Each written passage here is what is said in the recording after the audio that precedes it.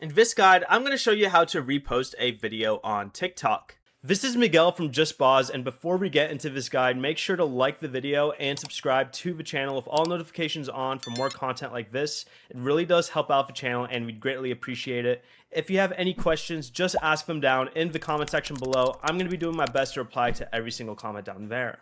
Begin by opening TikTok and find the video you want to share.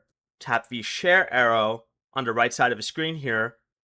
And in this sharing menu, you're going to see an option for repost in the middle left over here. Make sure to tap it, and this video will then be reposted and may appear in your friends' feeds with your profile attached.